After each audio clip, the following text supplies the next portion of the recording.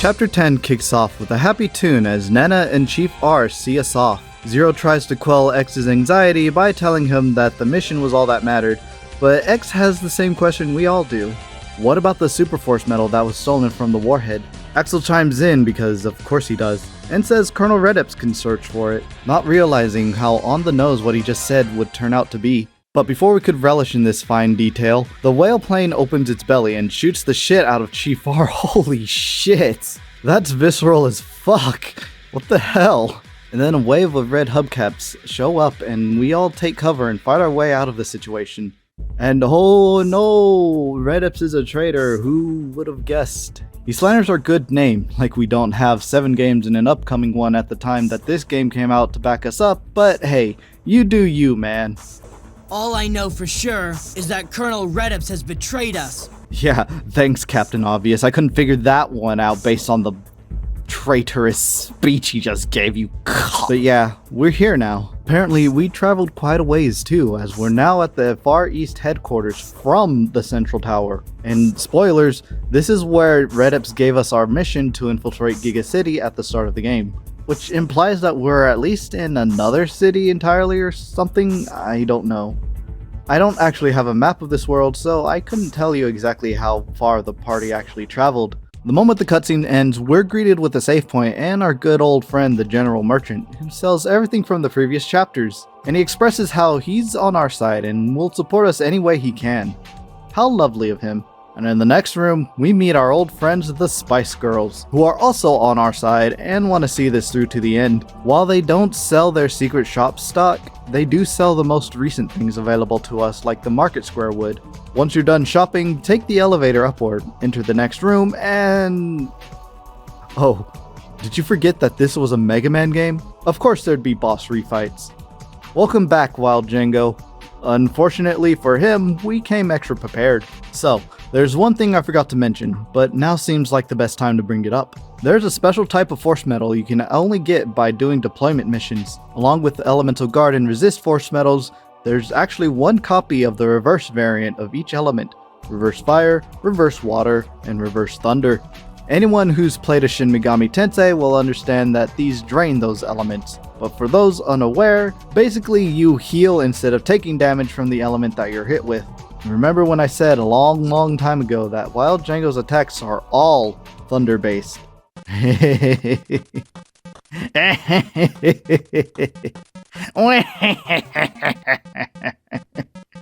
Yeah, so Wild Jango is a non-issue at this point. Aside from the poison he can still inflict that we can just cure. So let's do a breakdown of this chapter while we're kicking his ass. There are a total of 7 boss encounters in this chapter. The refight with Wild Jango, Silverhorn, Mad Nautilus, Mach Gentra, and Incentus make up 5 of them. After that, we're gonna have to fight Depth Dragoon, a new boss right before the final boss, which of course is Redips. Pretty simple, pretty straightforward. And with our reverse force medals, the refights will mostly be a breeze, but not as free as our good friend Jango.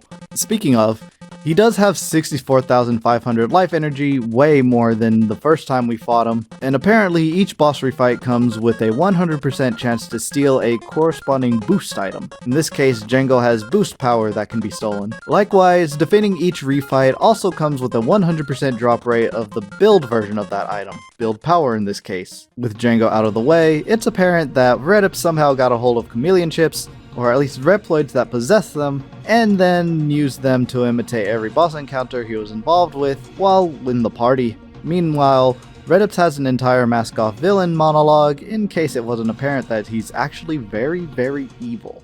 Upon reaching the next elevator, we are greeted with the main portion of the dungeon. There are 4 teleporters leading to the remaining 4 refights. A lone teleporter that only serves to teleport you back to this part of the map after defeating each corresponding boss, and a save room across from that teleporter, which also possesses a nurse Reploid to heal your party, and our General Merchant friend. There are also a few treasures in the main hall, including another build hyper, bringing our total activations to 11. After doing whatever preparations we need to, it's time to pick a boss to refight. To be honest, I decided to start with Mad Nautilus because he's always been the easiest one to fight from my experience in normal runs, and I just wanted to see if I can get him out of the way early. So I start my first attempt, and that was my entire health bar. Yeah, no, this is gonna take some thinking power to figure out. Instead, we start with Silverhorn. With Reverse Water, all of his water-based attacks are useless, leaving only Tidal Wave and Pressure Abyss as his only threat. He does have 73,500 life energy this time around and better stats than before, but that's basically how it's going to be for every single boss refight. If you are expecting anything new with these fights, you'd be mistaken. Barring Maggentra, who only has one new ability anyway, and that's Coercion, these fights are literally the same ones you fought earlier. The same AI patterns, same movesets, just arguably easier to manage. Well, except for Mad Nautilus of course, but we'll get to him in a bit.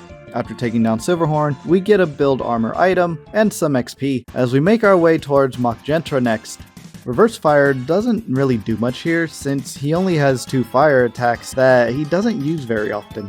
I did have some trouble here, mostly due to miscalculating my own HP, and forgetting that oil can actually does remove the draining effect of Reverse Fire, causing me to take stupid damage from Flames of Gehenna twice. This was where I decided to use a couple of boost armors to make my life a bit easier. I bring this up specifically because the Spice Girls didn't bring their boost items with them on the final mission, meaning that the 9 copies of each boost item I have are all I get unless I try to grind for them on random mobs, which thankfully I could if I really wanted to. As for the ads, I made sure that the Prion tanks don't spawn this time. Again, I would rather the Prion soldiers be present than either of the other 2 units Gentra can spawn. Without oil cans to worry about, Maggentra goes down, and we get a build speed item out of it. Next on the list is Incentus, who is a little bit trickier to prepare for. This is because the reverse force medals take 16 erosion to equip, and I only have 42 points of immunity at the moment. This is actually not a problem with minus metal 20, so you can very easily wear all 3 reverse force medals and nothing else and only have a sure knuckle to worry about. However, because I like having Analyze with me for first attempts, I forsook Reverse Water for now and would equip it if I lost the first attempt. Funnily enough, I didn't lose, but instead took him down in 3 minutes and 46 seconds. Wow, that was a nothing burger. He rewards us with build weapon energy, which is nice I guess. If I really wanted to, I could also steal another unlock limiter, but I didn't bother. But now for the final refight boss, Mad Nautilus. I'll admit, I was expecting Nautilus to only be slightly tougher than the rest of the refights, purely because we can't really cheese any elements off of him. But I wasn't expecting them to be an actual wall. While he's not the hardest fight in the game by any means, he did force me to think outside of the box. At first I tried all of my conventional strategies, but naturally, he deals over 1600 damage with a single attack. Boosting my shields basically brings that down to around 1000, which is still almost a third of my hit points. The 2 biggest issues, however, are Mad Cocktail inflicting me with Berserk, Virus, or whatever other bullshit, and Mad Ecstasy, which still deals so much damage even while I'm defending. It can bring me low enough to require healing, which results in Psyche's bulkheads closing before I get the chance to do any real damage. Funnily enough, Mad Nautilus has the problem that I thought Botos would have. Since Mad Nautilus is an air-type enemy, X-Fire isn't going to do much against him, even if he opens his bulkheads. And with 38,500 life energy, I couldn't just spam ultra items to bypass his shields because that'd take way too long. But I did have an idea. Well, my first idea was to try and become immune or resistant to Mad Cocktail by equipping something to help me against ailments. Sadly, I had nothing. It wouldn't be until much later that I realized that the block all force medal that gives you full on immunity to all status ailments was a deployment only force medal, which I did not get before the mission. So this led to my second thought. What else is immune to status ailments and has inherent damage reduction? Oh yes, I hear your confused brain over there. As it turns out, X-Fire was indeed the answer here. I also had 3 gain hypers at this point of the game, not as many as I would like, but enough to get me through this fight. So what's the strat? Well, normally you'd want to wait until your weapon energy was full, go hyper mode, then use your action trigger. For this fight, we did the exact opposite. We start out in hyper mode to reduce as much damage as possible, wait for full weapon energy, then, once Mad Ecstasy goes off and his bulkheads open up, we cool down and pump as much damage as we possibly could using 2 power charges and the strongest buster we could carry. With our Turbo Buster, this did around 3800 damage per round, so that's about 10 hits we'll have to land. And since he uses Mad Ecstasy every 3 turns, that's around 30 turns we'll need to survive. which was entirely possible because the turn you go into hyper mode doesn't actually count against the number of activations, allowing us to stagger our turns just a little bit. With 2 gain hypers used, and a final double boosted shot, Mad Nautilus finally goes down as we claim a build shield and a load of XP for our reward.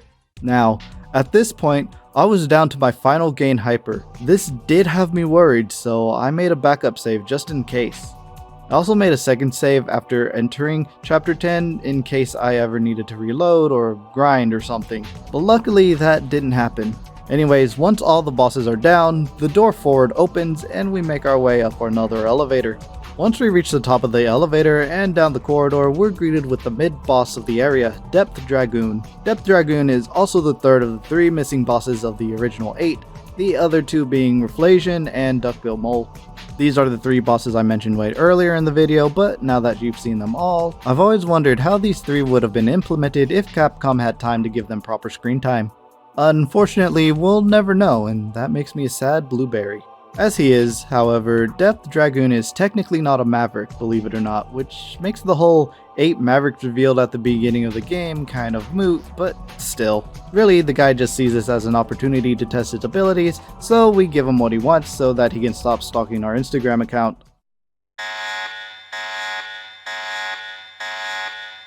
I'll take you on.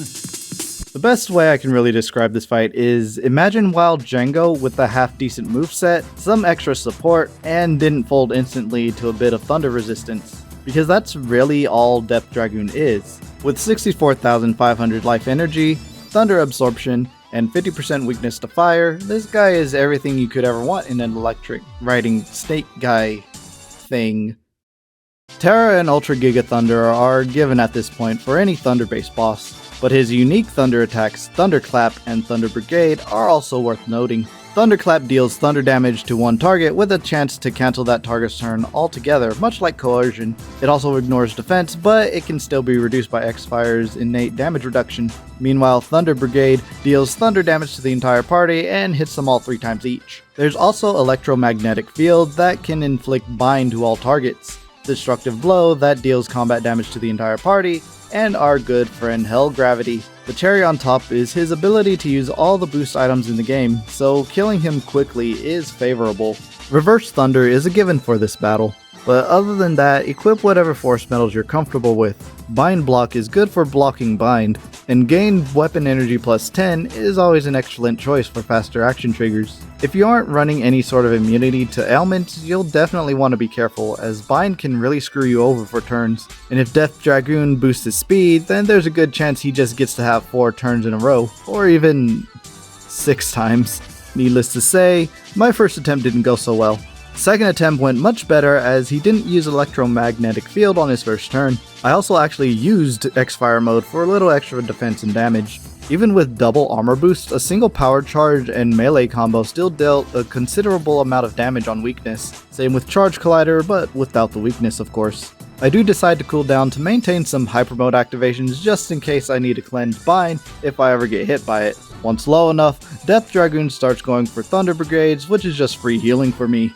And after 38 turns and a final Charge Collider, Depth Dragoon's whiny ass becomes grass, and we gain a nice 30% XP boost and a build life energy for my troubles. With Depth Dragoon defeated, there's only one thing standing in the way between me and my freedom from this run, and that's Redips. With one final backtrack to the General Merchant and the nurse that heals all scars, but not mental ones, we head back the elevator, past Depth Dragoon's chambers, head up yet another elevator, and finally down the final corridor of the game.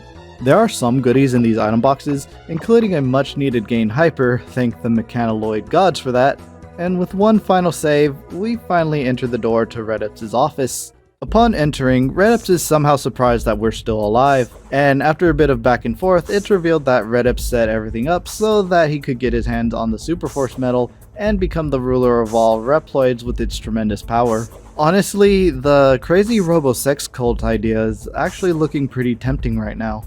No, I know what to say here. Okay, so, Redips' actual plans is to promote censorship of all kinds by first censoring the crazy robo-sex cult that Epsilon tried to spread using the Superforce medal. Sadly, everyone knows that censorship won't stop there. Redips plans on censoring the entire world so that he can rule without opposition. This is why X and Gang show up. Yes, this actually sounds coherent. Yes, let's go with that. And when Redips doesn't comply, X throws out the M slur again, and that triggers Redips so hard that the fight begins. I'm actually not joking about that one. Redips! You Maverick!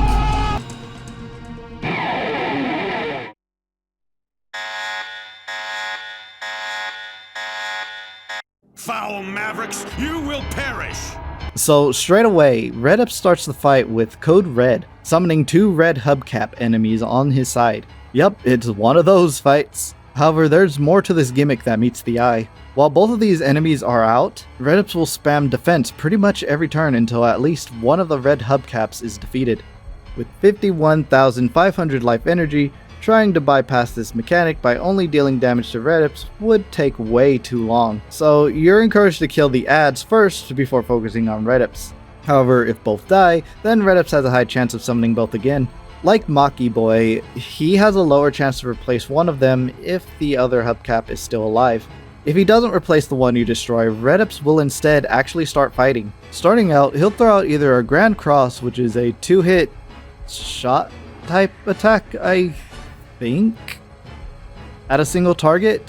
His wiki page doesn't really specify, but he kind of just shoots it out, so I'm going to assume it's a shot based attack. Or he'll throw out a ballistic attack, a 2-hit combo type attack that has a chance to instant kill you on the first hit. That's right, instant kill mechanics are back on the menu, baby. After a while, however, Redips will start throwing out Vicious Assault, an 8-hit fire-based attack to the entire party, which deals a ton of damage if you aren't ready for it. The red hubcaps, meanwhile, are incredibly annoying and strong. Their main attack, Zephyr, deals shot damage to all party members and hits them all 3 times each. They also have Mega, Giga, and Terra versions of all single-target elemental attacks. The ones you fight outside of the combat with Redips can also use SOS to summon more of themselves. What's unique about these guys is the way their AI works. Starting out, red hubcaps will use Zapper and Mega Elemental attacks, but as they take damage, they switch to Giga attacks, then finally Terra attacks if they're especially low on health. This fight is pretty rough. With 4200 life energy, the red hubcaps can't die to a power charged buster shot, taking only around 3800 damage, which immediately puts them in range to start casting Terra attacks. Luckily, I still had Reverse Thunder for my last fight with Dragoon, so I got some form of protection at least. However, with no protection from fire, I died to 2 Vicious Assaults, making that GG's. There are 2 problems with this fight: Vicious Assault and Ballistic. Vicious Assault is solved by equipping Reverse Fire, but Ballistic is not so easy. As mentioned before, I didn't have a reliable way to deal with insta-kills yet, so I had to make use of DOA protection and hope that lowers the chance enough to let me play the game. From there, it's just a matter of what I do with the rest of my slots. I tried using Decoy in case I get hit with DOA and Assassin Mind for more crits, but that didn't really help. Then I got an idea. A very funny idea.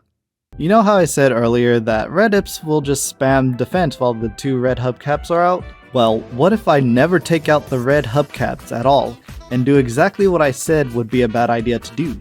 If we just attack Redips, he will eventually die and we'll win. Simple. From here, we just equip all 3 reverse force medals and a metal -20 and head back into the fray. We start out with some boost shields to give us some extra protection against the hubcap's Zapper attacks, since that's theoretically the only thing we'll have to worry about. After that, I actually attack both of them once to get them low enough to start using their Terra abilities. This is actually good for us because that means bigger heals for us to undo all of the actual damage that they would be doing with Zapper. From here, we just coast. I think Redips' defense reduces our damage by like 75%, I think, because we're only doing around 800 damage per power charge buster shot. We could have technically used X-Fire to try and burst down Redips after we kill off one of the red hubcaps, but my main worry there was whether or not I'd be able to level up after the fight because, spoilers, the final boss has a second phase. Who would have guessed? And there'd be no way for me to go back and heal. And since I don't really have many gain hypers left, I really wanted to conserve those for when I really needed them. Anyways, the strat pretty much goes as well as I expected, with a few tense moments where the red hubcaps were just refusing to use elemental attacks and electing to spam Zephyr over and over again. This kind of made me worried that they'd only use elemental attacks a limited number of times or something. But then they started doing them again and all was right in the world. I honestly didn't expect to solve this fight as easily as I did, but oh. He just attacked, while the two hubcaps were still alive.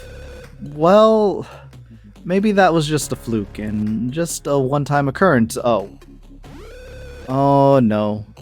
Okay, so it would seem that the lower his health gets, the more likely he is to attack while both hubcaps are still alive.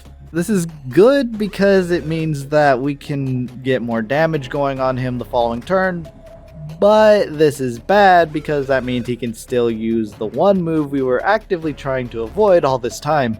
Because of this, at any point during the latter half of the fight, Redips can just decide that I lose the fight due to bad RNG. Luckily, that didn't happen, and after a whopping 195 turns and a powered charged buster shot later, we humble Redips and earn ourselves a nice 10% XP boost as well. We also did level up, so I could have 100% used X-Fire, but whatever, we take those. After the fight, our party is a bit disappointed by the fact that we were unknowingly fighting for global censorship, and that Spider would never have fought for such a thing, to which Redips pulls the mask off, revealing that, yep, he was Spider all along, and wonders why no one figured it out. I mean, just look at Spider's name backwards. It was so obvious.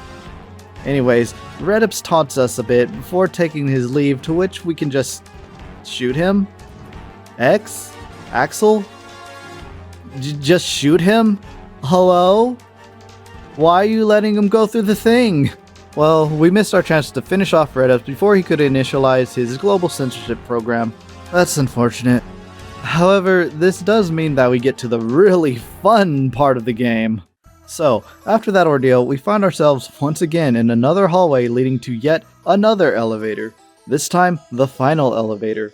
The longest elevator even, as we reach one final teleporter leading into a room with two item boxes in a doorway. The right item box has a gain hyper, and the left one has an infinite tank energy top up in case you are low. Because trust me, you'll need every bit of it. Through the door, you can see the earth right below our feet as we find ourselves in space. Here, I do make an executive decision. I make my first save state here. There are two reasons why. The first reason is because if I need to reload to test another build for any reason, I would have to revert to my save right before Redips 1. And that took too long to do already, and I already proved that it was possible to do it. The second reason is because I can't come into this fight fully optimized, and I need to relearn this fight if I'm going to make the final build. Redips also has two things I can steal from him, but only one of them is necessary for me. This means Forsaking Generator for item capture and power charge. In terms of force metals, we keep our same setup as before for the time being, and we take our final steps into the orbital elevator babble. We're greeted by a transformed Redips sitting in his chair, integrated into the machine that will censor all Reploids. X comes in asking questions we already knew the answer to, like a disappointed mother, while Redips responds by telling us his thought process behind it all.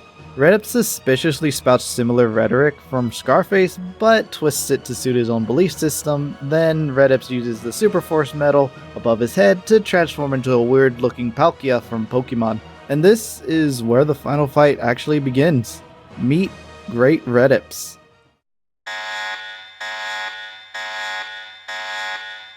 I shall rule over all, for I am invincible. So the first thing you'll notice is the green max text that pops up on Great Redips' turn. That's right, he's got some regeneration going on. How much, you ask? About that, yes.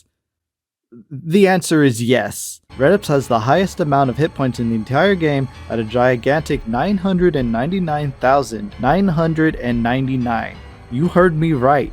He has just shy of 1 million hit points and he regenerates it all every time it's his turn. I wish I was joking. Luckily, this is only the first phase of the fight and only serves as a demonstration of Redips' power. That being said, Redips isn't the only thing we gotta worry about in this fight. The two glowing gem-like things on his shoulders are his super force metal that gives him his protection. Both of them have 4600 life energy and can both use mega elemental attacks, while the left one can use a new move called Format, which resets all stat boosts and reductions on all units, making boost items all but useless here. The left super force metal also creates a protective barrier that greatly reduces all damage Great Redips receives, while the right one is the one that's responsible for regenerating all of Great Redips' hit points. So naturally, if you're doing this fight normally and want to pretend that you're doing this fight legit, go ahead and kill the right one ASAP. However, both metals regenerate after a few turns. As you can see here, we also have to deal with an onslaught of attacks from Redips as well. Phalanx deals shot damage to the entire party, Deus Ex Machina deals shot type damage to the entire party as well, but 3 times, and Memento Mori can inflict any status effect in the game, minus DOA. So what's the goal here? Well, it's to survive, basically. You can even try mugging him while you wait, as Redips has a 5% chance for you to steal a Super Force Metal Fragment Alpha during this phase. It grants 50% weapon generation each turn, and gives the wearer 10% health regen per turn, but at the cost of 99 erosion. Yikes! This is incredibly hard to get for a solo run, because you're going to have to try and survive all these extra attacks coming your way, and you only have 10 turns to grab it. And without protection from ailments, we can't really stop and smell the flowers either. In the end, I figured I wouldn't need it, hopefully, but still tried for it anyway. We would just have to make sure we grab the Super Force Metal Beta during Phase 2. And speaking of Phase 2, once Phase 1 ends, Redips starts flaunting his power as X and company are very tired and exhausted, which makes sense because X has been taking a beating while the rest of the gang were forced to use the stairs to get up here. And try as we might, we can't really do anything to him. That is, until our girl Ferrum shows up as she hugs the Super Force Metal on his right shoulder. I mean, girl, you're gonna have to pull harder than that. I mean, I don't think that's doing anything. You're gonna hurt your back. Oh. Well, you know what? That works. Good job, Ferrum. No, really, good job. Because that's the one that makes him regenerate. Now we actually have a shot at defeating the bastard.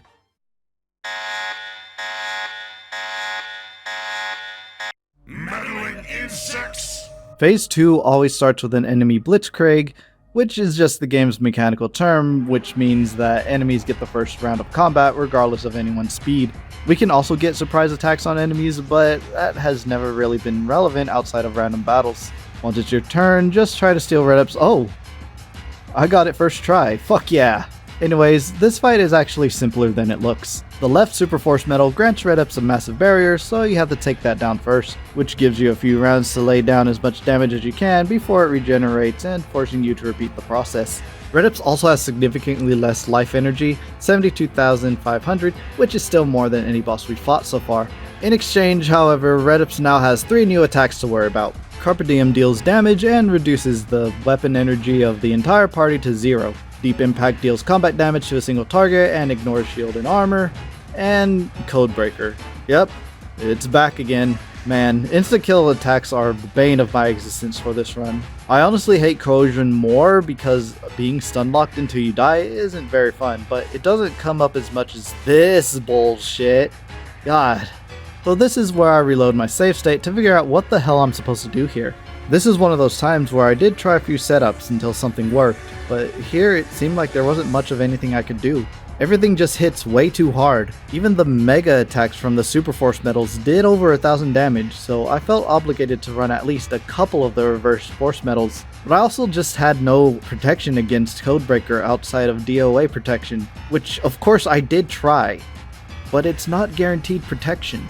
Honestly, the worst of Redips' attacks is definitely Memento Mori, since I have 0 protection against ailments in general. Block All could have easily helped here, and I now super regret not even remembering it existed at this point of the game. I also tried many times to get the Super Force Metal Alpha from Phase 1, but to no avail. So I just settled for grabbing the beta version instead. Eventually, I settled for Turbo Buster, Item Capture, and Generator for my main weapons, and Water, Fire, and Thunder Resist, as well as gain Weapon Energy plus 10 for my Force Metals. There are two reasons for this. The first reason is because the reverse versions cost way too much, and I wouldn't be able to fit gain weapon energy plus 10 in the rotation. The second reason is because I needed that extra plus 10 weapon energy generation for what I was about to do for the first time in this run. You see, Redips counts as a ground type enemy, simple enough. But the Super Force Metal are both considered air type enemies. This is also why I've been kind of avoiding X-Fire for this fight specifically. Not this time, however. We're going to need the defense boost that X-Fire gives, and we're still going to need to generate as much weapon energy as humanly possible. So after failing to steal the Super Force Metal Alpha several more times, we start Phase 2 proper. Our turn order is kind of in our favor here. Usually he goes, then the Super Force Metal goes, then he goes again. But we are fast enough to occasionally start the battle going just before his second turn. Neat.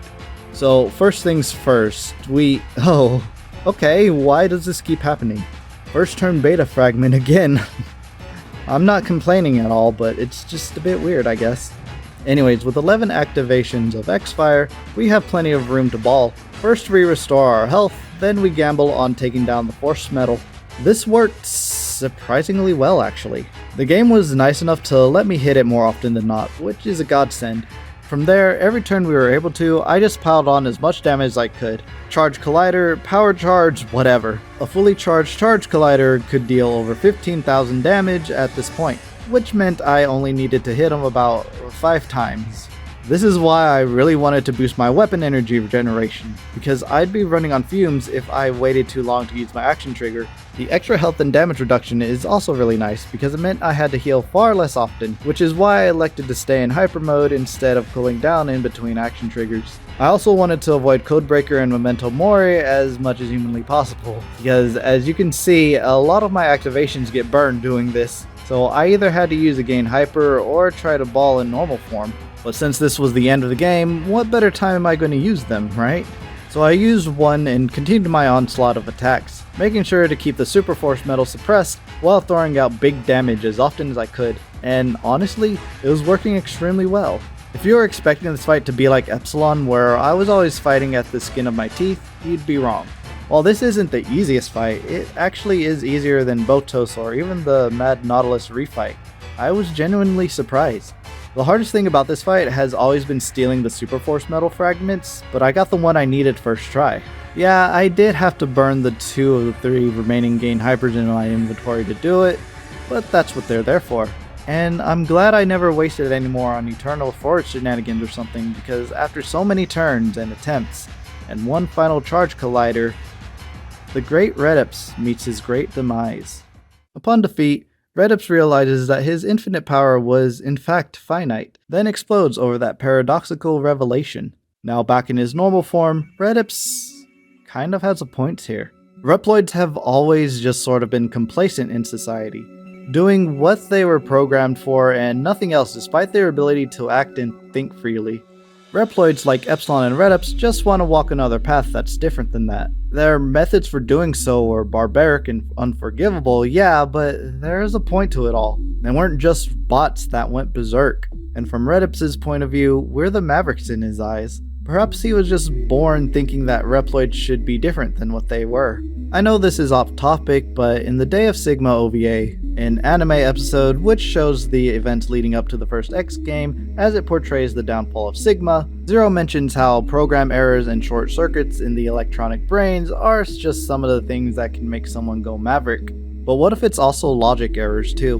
Redips clearly had no love for the way Reploids operated and saw nothing wrong with using raw power to rule over all Reploids. So this clearly played into it. This would also go hand in hand with the fact that Epsilon would be later cleared of all Maverick charges, since Epsilon's vision was that he just wanted the Reploids to be able to find their own way. Anyways, it's just a thought and an interesting discussion since there are a lot of gray areas involved. Snap back to reality, Ferrum apologized for all the whipping she gave us earlier, but X tells her that it's okay and that he was actually starting to enjoy it after a while. She smiles at that, but Zero's still holding a grudge and calls her out for not letting us into their Minecraft server like she promised. She apologizes for that too and decides to make the ultimate sacrifice of becoming the Minecraft server using the power of the Super Force Metal and leaps off the edge. X is deeply saddened by this because he wanted to play Minecraft with his new best friend. and hopefully go on a date with Ferrum, but now he can't.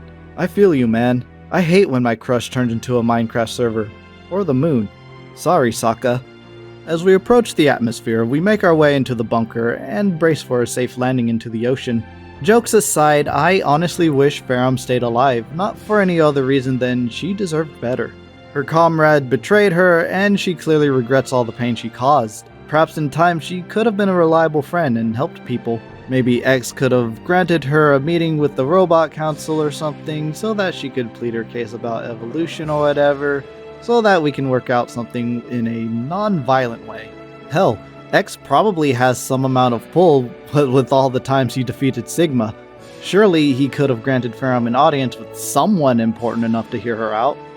Ferrum's also really hot, and anyways, with everything gone to shit, our base being destroyed, Nana having a smoke break or something, and us being trapped in the middle of the ocean, what's next? The credits, of course. And while the credits roll, I just want to mention all the patrons and channel members that helped make all this happen. Just want to give a quick thanks to our YouTube members, Don Shimmer, Axel Ryman, Ryoko Streifer, 0132132, Kitasan Crimson, Fabricio Pignataro, Oplin124, Not D. Wadler, Jaffinator2166, Pika the Wumpus, Hunter Regal, Shattercoin, Ray the Shame, Platinum Espresso, Irith Dragonflame, Part-Time Prick, Kibo, Nepdimension Bun, RNS, Arc, Chatterbox, You Mad Brudda, El Harmony, Hugo Shelb, Kobayashi, Ham, Hyzaldenix, Darun Demi, Sophia is still a good unit, and to our Patreon members, Soken, Graciemi, Kilala, Dylan Toomey, Hound, Minquan Tai, Cerulean Mimic, and Shiny Blade. Thank you all for making this possible. I also want to point out that this track is one of the most foreboding and unsure tracks I've heard of, if that makes any sense. There's just this sense of mystery and uncertainty with the way the lyrics are sung. Like, after everything we've been through, was everything we've done actually correct? I don't know. And that's a scary thought. The game makes a concerted effort to point out that Epsilon isn't entirely wrong. There's a clear disparity between who thinks Reploid should evolve and those who thinks things are fine the way they are. I honestly wish this could be explored a lot more. And from what I understand, Command Mission was meant to be the first game in a line of other games taking place in this new sort of timeline. Much like how the Zero series takes place after X5, while X6 to X8 continues off of X5 in an entirely different way. But because Command Mission didn't sell well when it first released, Capcom basically scrapped that timeline, making Command Mission the only game in the series that takes place in this new time period. At least that's my understanding of it. Correct me if I'm wrong about that. But if that's true, then man, this could have turned out to be a super interesting series, and I think it would hit really hard, especially in today's climate with some of its deep subject matter and world building. Anyways, once the credits are done, we get confirmation about Epsilon being deferred and Redips being the maverick behind everything, and we obtain the central key. Don't worry about that. We also get the option to save, which is nice. And with that, the game is— oh fuck, we forgot something.